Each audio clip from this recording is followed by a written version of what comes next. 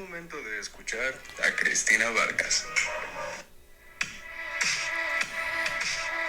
Bueno, pues estamos de nueva cuenta con una edición especial acerca de los 13 libros raros, los 13 libros prohibidos. Y cuando llegamos a esta parte, nos duele mucho hablar de un material que fuera tan importante en algún momento, porque te estoy hablando de un manual para los inquisidores.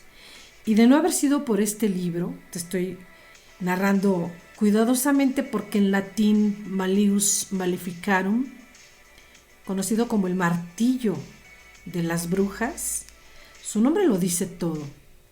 Y es que la historia platica de un par de diáconos que habrían de ejecutar este material con la idea, tal vez, de quedar bien en su sociedad, tal vez de darle un índice de acciones a aquellos obispos, aquella gente de la diócesis que se encargaba de flagelar, de torturar, de martirizar y hasta decapitar a las mujeres que supuestamente estaban entregadas al diablo. Y no eran mujeres que estaban entregadas al diablo por ejercer actividades no sanas, eran mujeres que para ellos estaban dedicadas al diablo porque a veces sostenían una relación amorosa fuera del matrimonio. Y por no estar casadas oficialmente con un hombre, ya estaban teniendo amoríos con el demonio en persona. O mujeres que por tratar de ayudar a otras mujeres por medio de sanaciones y de herbolaria eran sacrificadas y juzgadas, llevadas a la horca, llevadas a la hoguera, porque tenían un trato con el demonio. Esta fue la Inquisición. Y además no fue una Inquisición de poco tiempo. Es una Inquisición ancestral que ahora mismo te voy a dar fechas, porque corría el año 1184, cuando se funda por primera vez la Inquisición en el Languedoc, al sur de Francia, para luchar contra supuestamente la herejía. En ese entonces se luchaba contra la herejía albigense, sentada en el sur de Francia. Esta primera Inquisición episcopal, dependiente del obispo de cada diócesis, hacía que se hiciera una persecución total en contra no solamente de esas mujeres, al final de cuentas en contra también de las personas que las rodeaban, porque las despojaban, las arrancaban de su seno familiar para ser juzgadas.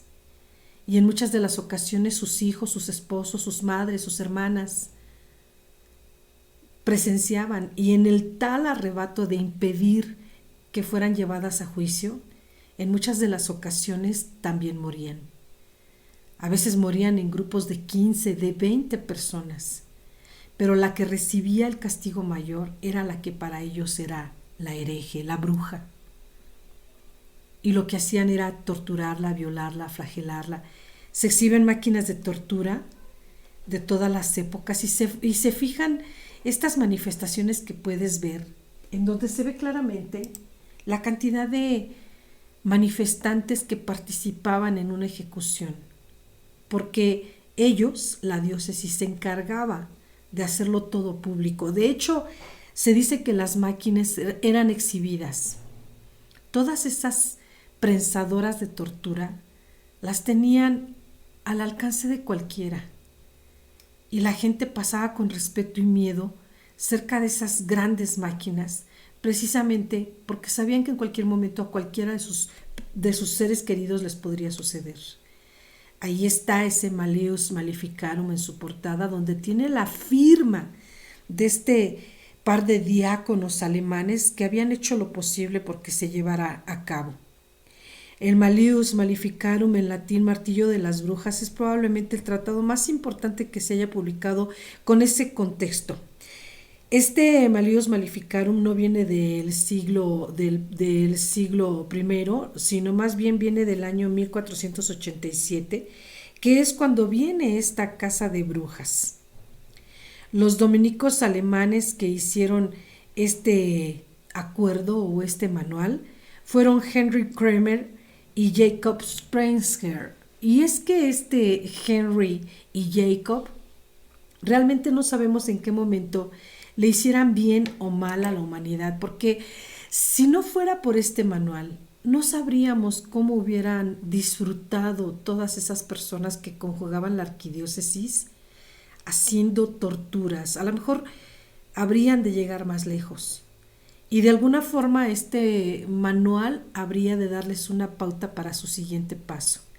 De cualquier forma, esas mujeres cuando llegaban a la horca o a la hoguera o a la decapitación, sin duda decapitación, sin duda, pues ya iban bastante lastimadas, tal vez ya no pensaban en sí mismas, tal vez ya el dolor había pasado a un siguiente nivel. Definitivamente no podía ser de otra manera. De hecho, lo haremos en otro contexto, en otro podcast, específicamente hablando de toda esta casa de brujas, porque hay testimonios muy legales de lo que sucedió con cada una de estas mujeres, pero por lo pronto se me antoja recordar ahora mismo a una mujer que desafortunadamente fue víctima de su hijastro. Esta mujer de nombre Margaret tenía una mala relación con su hijastro de 6 años.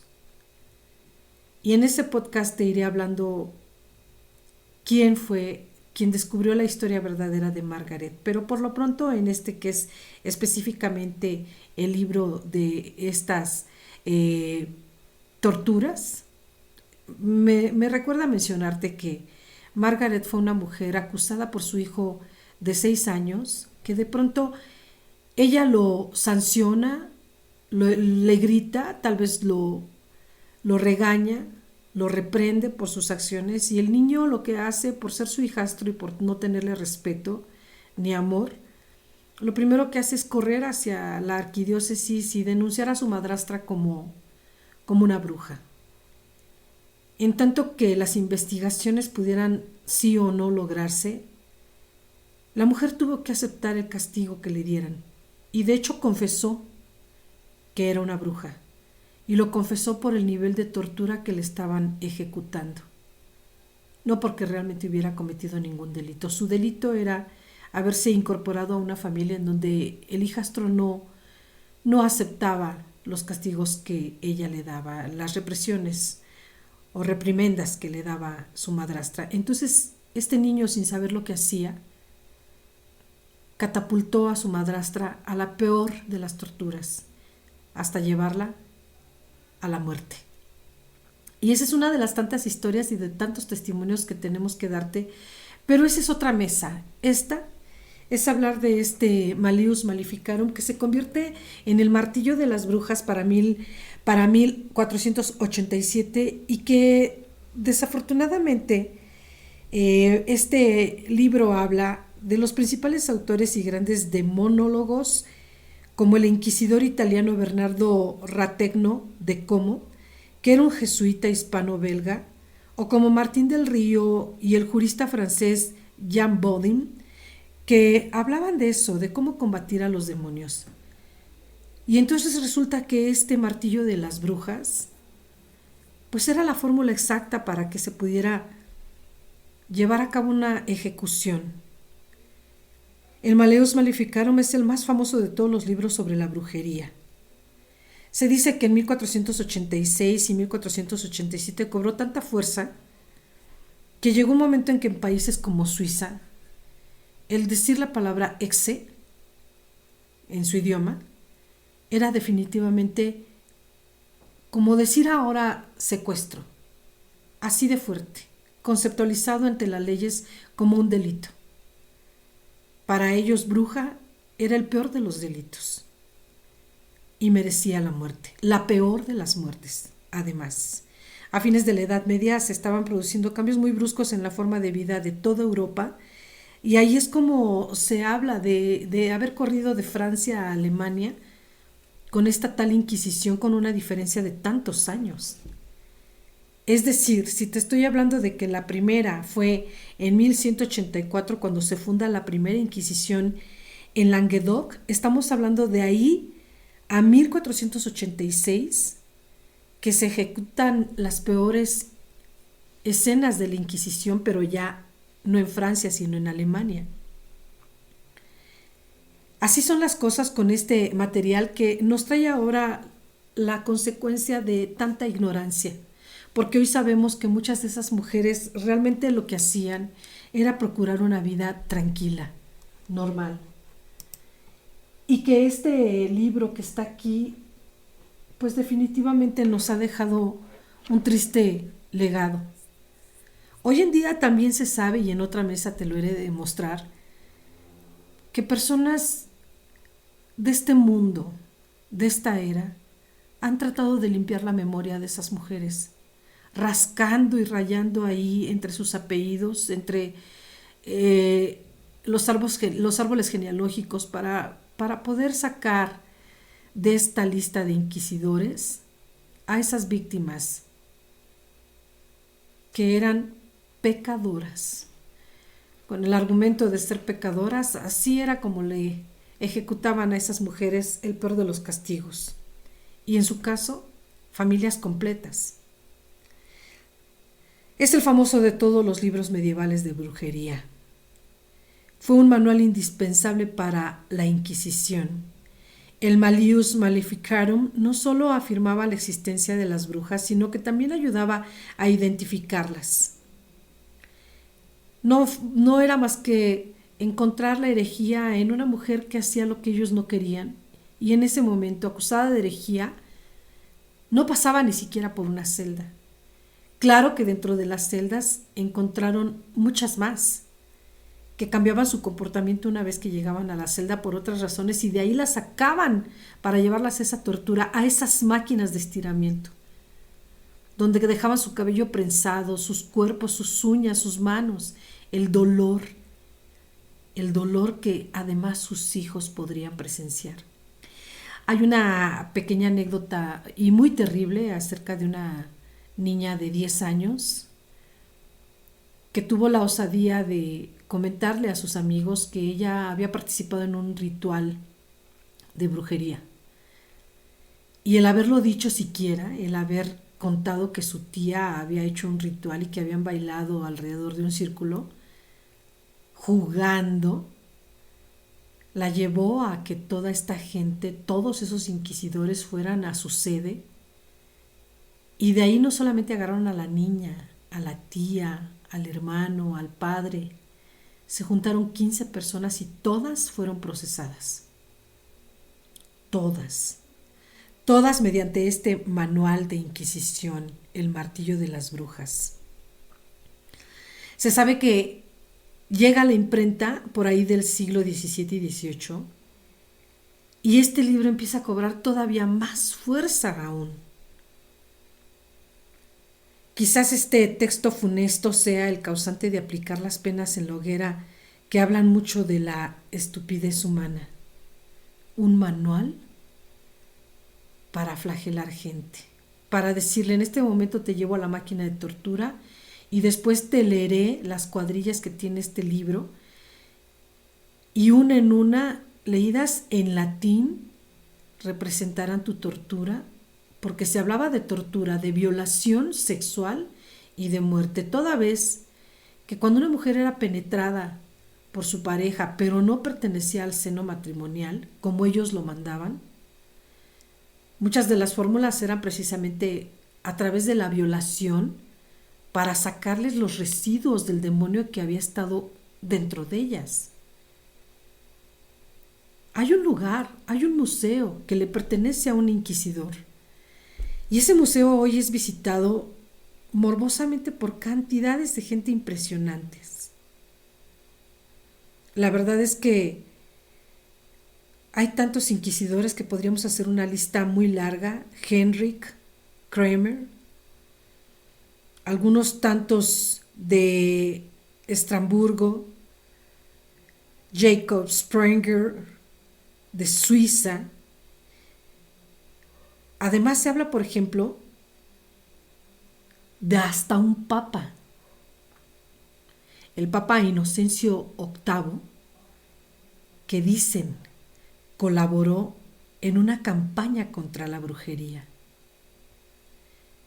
Además se habla de un decreto papal del 5 de diciembre de 1484 en donde la Bula Sumis Desiderantes Affectivus, escrita por Inocencio VIII, reconoció la existencia de las brujas, derogando así cánones episcopales, donde la iglesia sostenía que creer en las brujas era una total herejía.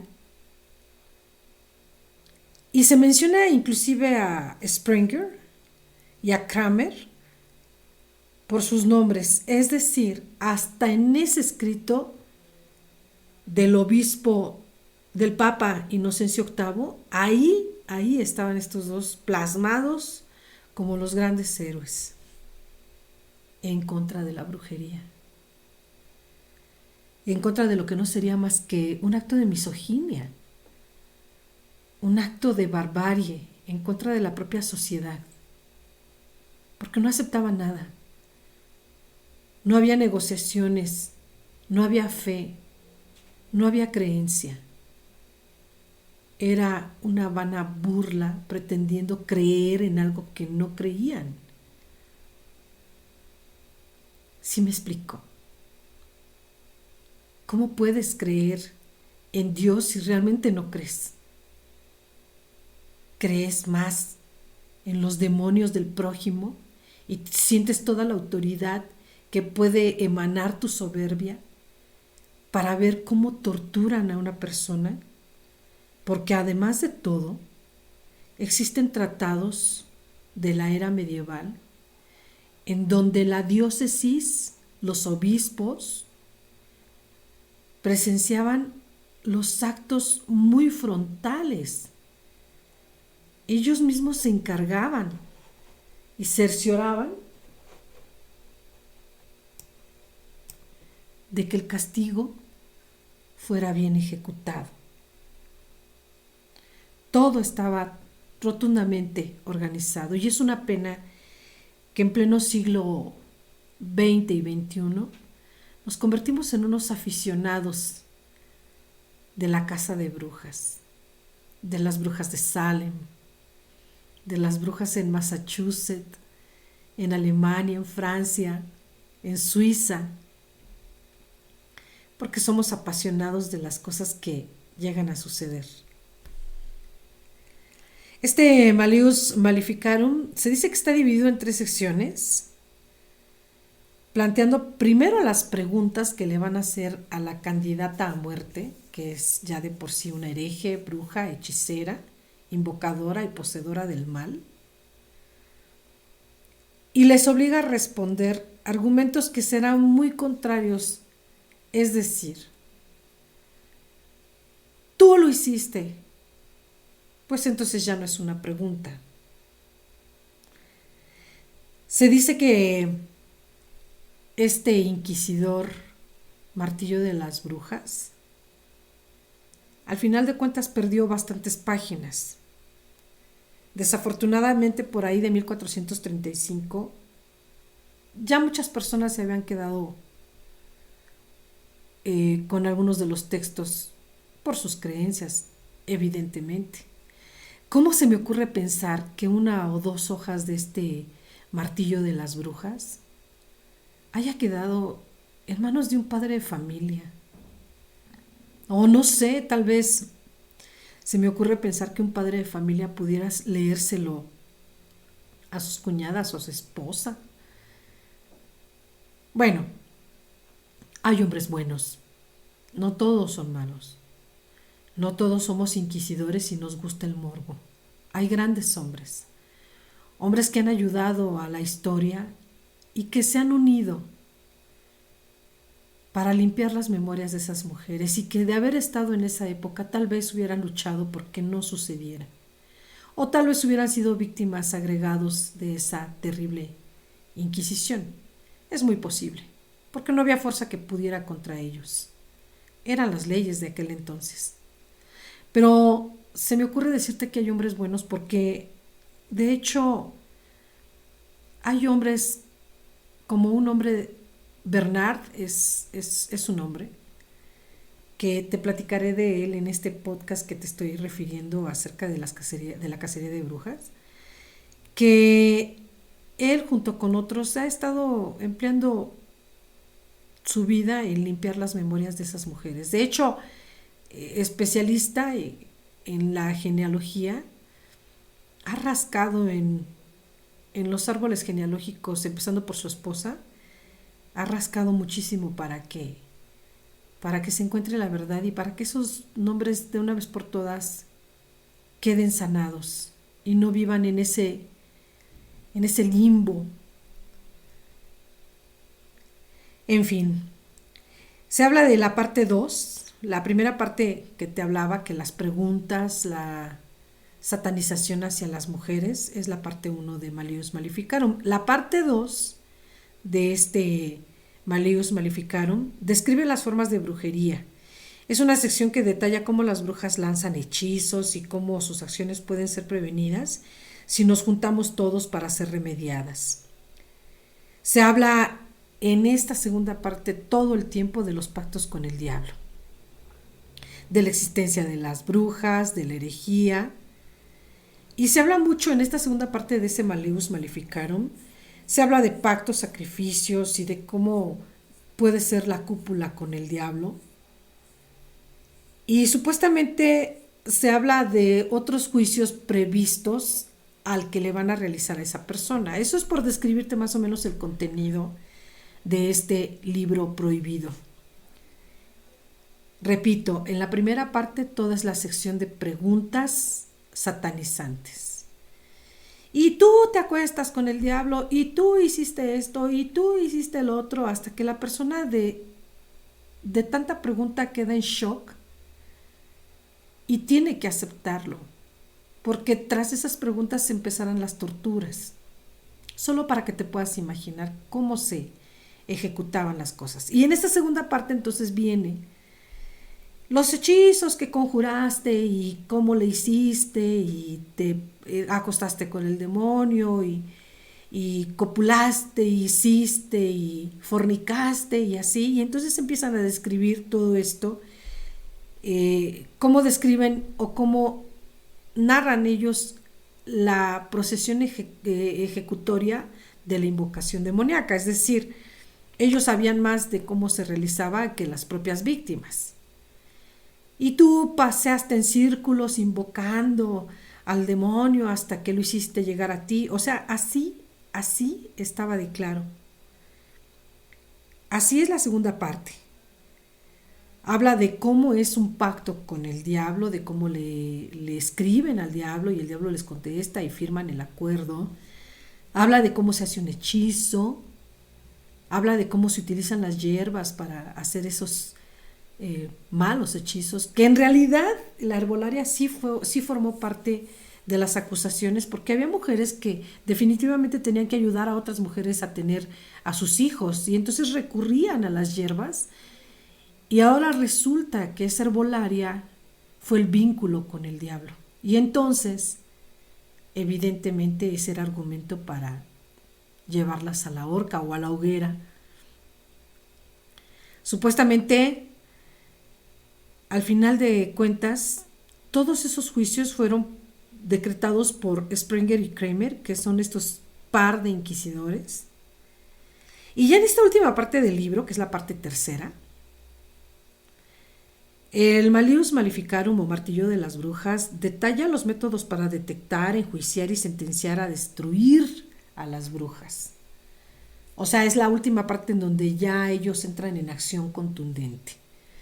Nos haz de cuenta que como que en el índice, la tercera parte, página 49 o 50 o no sé, y ahí es donde dice, se le someterá, vamos a poner aquí la tortura. Bueno, para mis amigos del podcast, imagínate una rueda de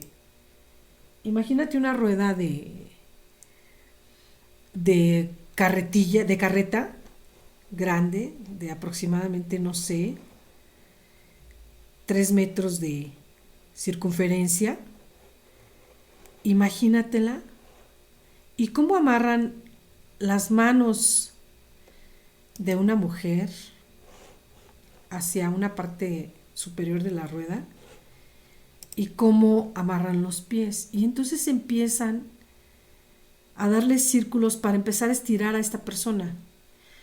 Si tú pudieras estirar a una persona que está acostada en el piso, la amarras, digamos, a la pata de la mesa y le empiezas a jalar hasta que llegue al sillón. Pero ahora suponlo de forma circular en una rueda, que tendrá un mecanismo específico para que sus piernas se vayan hacia abajo, hacia abajo, hacia abajo, amarradas, y su piel se esté estirando hasta no poder. Por otra parte, sus cabellos estarán enredados de tal manera en que el cuero cabelludo estará técnicamente para ser arrancado por la presión de unos pequeños pedales o manubrios para estarlos girando. Entonces esa es la parte 3 del Malleus Maleficarum. Son los métodos precisos de cómo detectar una bruja. Era muy simple. Sometían a las mujeres al agua, las ahogaban o lanzaban sus cuerpos. Si la mujer flotaba, era porque el diablo la hacía flotar. Y entonces de inmediato la sacaban del agua y la empezaban a torturar con el cabello húmedo, semidesnuda o desnuda. Y después, bien, si el cuerpo no flotaba y se quedaba ahí sumergido, entonces era el diablo el que le estaba sosteniendo. No había forma, definitivamente. Así era como detectaban, enjuiciaban y ya después sentenciaban. Ya después de todas estas torturas, sí o no variaban de un método a otro, dependiendo cómo lo elegían los inquisidores. Ya venía la sentencia. Se va a decapitar, se va a quemar en la hoguera o simplemente hasta que no aguante el cuerpo, o la vamos a ahorcar, cualquiera de todas, porque pues obviamente había personas que no llegaban ni a la tercera parte de esta tortura. Hoy día sabemos que la tortura en la detección de brujas es vista como algo pues ya ni siquiera civilizado, pero en aquel entonces lo veían como algo muy natural. Y este Malleus Maleficarum o martillo de las brujas era vendido en cualquier parte. Cobró demasiada fuerza, sobre todo en Francia, Alemania, Suiza. Si el brujo o bruja no confesaba voluntariamente su culpa, la tortura era aplicada como un incentivo para hacerlo. Los jueces eran instruidos para engañar al acusado de ser necesario, prometiéndole misericordia para la confesión. Y entonces todos confesaban y aceptaban esos pecados. En esta parte final del libro, en la tercera sección, se habla de la confianza que se puede poner en los testimonios de los testigos, los que entregaban a las personas, porque bueno, en muchos de los casos había quien se encargaba de ser el soplón de la bruja y las entregaban. En algunos casos hasta a los niños les creían, como lo que te narré hace un momento. Los testigos tenían tal vez posibilidad de eliminar acusaciones maliciosas, pero hay un rumor que sostiene que era suficiente con la primera declaración de un testigo para llevar a la persona a juicio, y a veces la defensa ni siquiera ayudaba para que se retractara a nadie. Si el testigo terminaba diciendo que no estaba seguro, entonces venía el juicio. Y en el juicio definitivamente no había forma de ganar. Una vez declarado por el testigo, técnicamente no cabía el arrepentimiento. Ya las evidencias eran aumentadas, como el que le siembra las acusaciones con evidencia. Así de simple. No había manera de que los testigos se retractaran. No había forma. Una vez que un testigo entregaba, ya. Hay reglas, había reglas, porque decían que hasta los testigos podrían estar embrujados para retractarse. O inclusive los defensores en el juicio de la persona vinculada también podrían estar embrujados. Esa es la razón del por qué no había forma. Hay reglas acerca de cómo prevenir que las autoridades sean embrujadas. Y el consuelo de que, como representantes de Dios, los investigadores estarían protegidos por poderes. El que acusaba y se retractaba por poderes de las brujas. Y el inquisidor estaba protegido por Dios para no ser embrujado. No había forma, definitivamente. Estamos hablando de definitivamente la misoginia de tiempos ancestrales, del siglo XIV, de mediados del siglo XIV. Tanto como este hombre Kramer como Sprenger eran prolíficos escritores de la parte de Malleus Maleficarum. Se encargaron de hacer un excelente manual. Dicen que el libro también echa mano de obras de Aristóteles y que hay partes bíblicas y de segmentos de Tomás Aquino, seguramente para tomar un respaldo de lo que estaban haciendo, siempre agregando sus hazañas, justificándolo a diálogos o a lenguajes bíblicos para que pudieran ser creídos. Por eso estaban injertados ahí frases bíblicas, frases de Aristóteles y frases de Tomás Aquino. Lo cierto es que estamos hablando de misoginia pura. Malleus Maleficarum declara que muchas de las cosas que están ahí al final, en el párrafo final, eran declaraciones de las brujas. En esa parte en donde ellos saben cómo se hace un ritual y saben cómo se invoca al diablo y saben cómo se da vueltas y todo eso, ahí en letras pequeñas dice que eso fue confesión de otras brujas. En fin. Y bueno, pues yo me despido con este martillo de las brujas que está injertado en esta edición de los libros prohibidos. Y de nueva cuenta, pues te invito a que me escuches. Mi nombre es Cristina Vargas. Y ya estaremos, obviamente, con importantes temas. Me encanta la idea de que estemos juntos en estos podcasts. Y nos vemos hasta la próxima.